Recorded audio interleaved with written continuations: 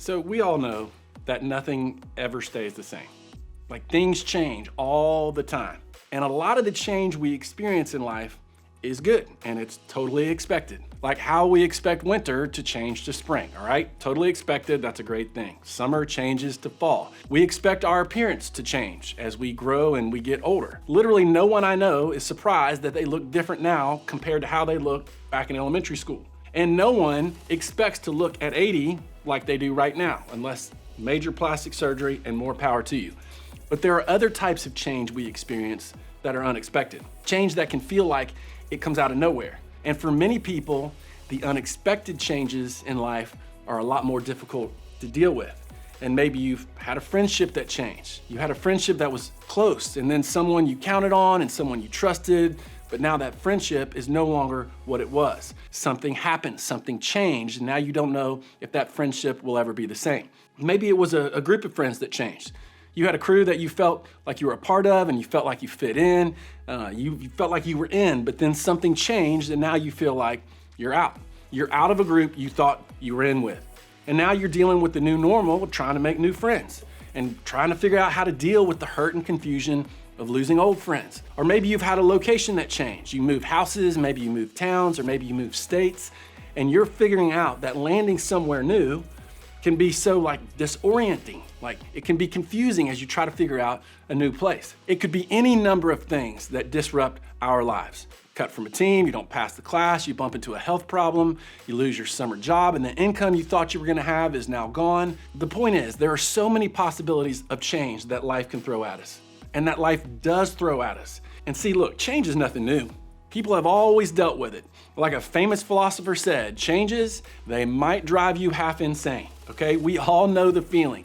It doesn't matter how old you are, how much money you have, where you live, if you're famous or not, change affects all of us. And because of that, we need some sense of stability, something that stays the same no matter what.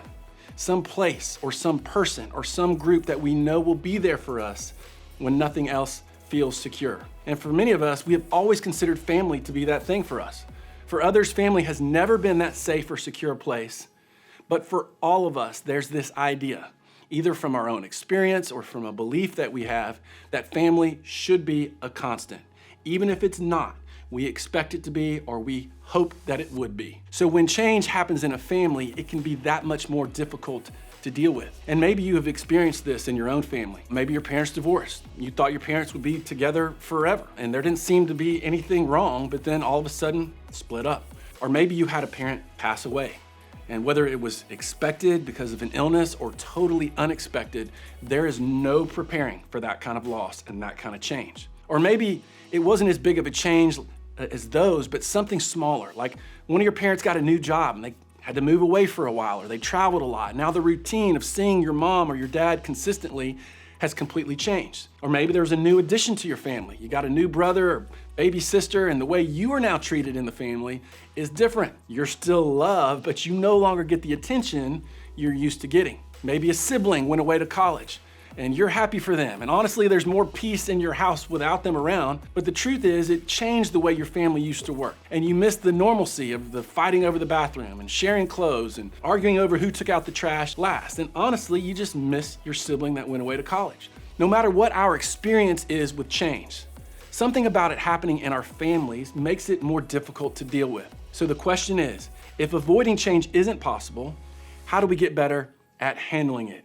Is there a way to navigate change in our family so that it doesn't cause us to become bitter or cynical?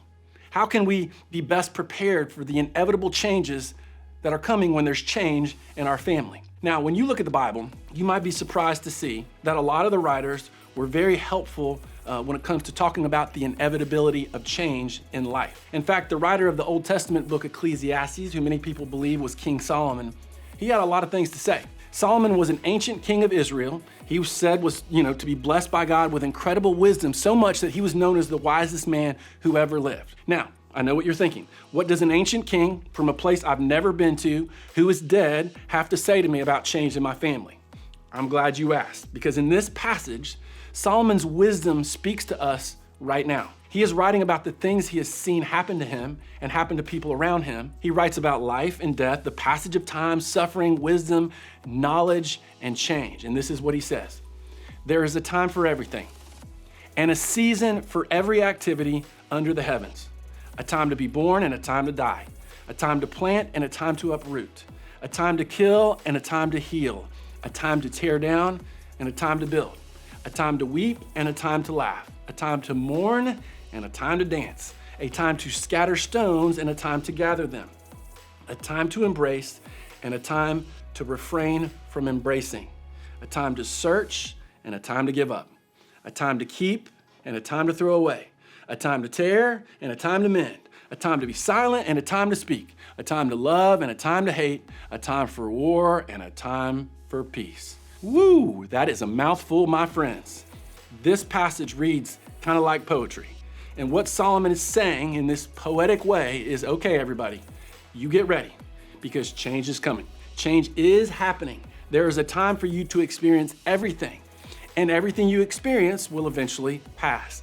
Nothing stays constant and nothing stays the same. Solomon is saying to all of us that this is the world we live in and we need to get used to it. And in some ways, that seems kind of depressing. See, I don't know about you, but I would love to hear that there is something I can do to make the change less painful.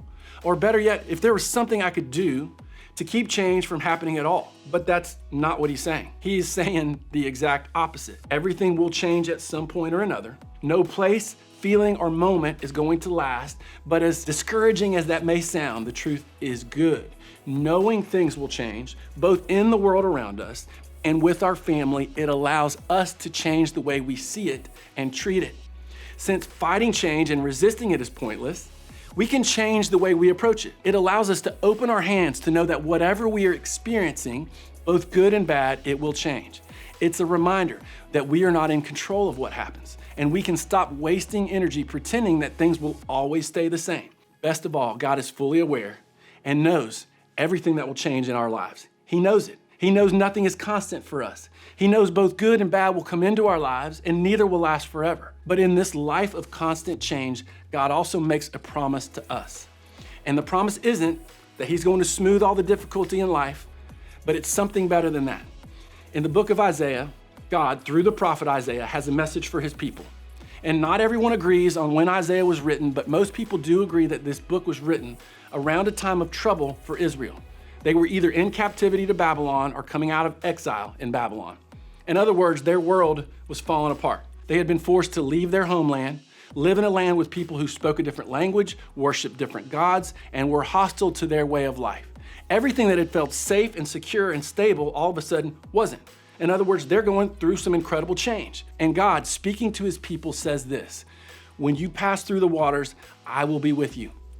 And when you pass through the rivers, they will not sweep over you. When you walk through the fire, you will not be burned. The flames will not set you ablaze. Now imagine the comfort that must have brought to the people who heard it. When everything around them was changing, God wasn't. The same is true for us. In every single season of change, and every single moment of change, he will be with us. He is walking through the difficulty with us. We are never alone, and God is never caught off guard by the changes. If God has promised to be with us, then that must be exactly what we need. It can be enough. So how do we prepare ourselves for the unavoidable change? Well, I think it starts by remembering these two things. Number one, that change will happen. And number two, God will be with us.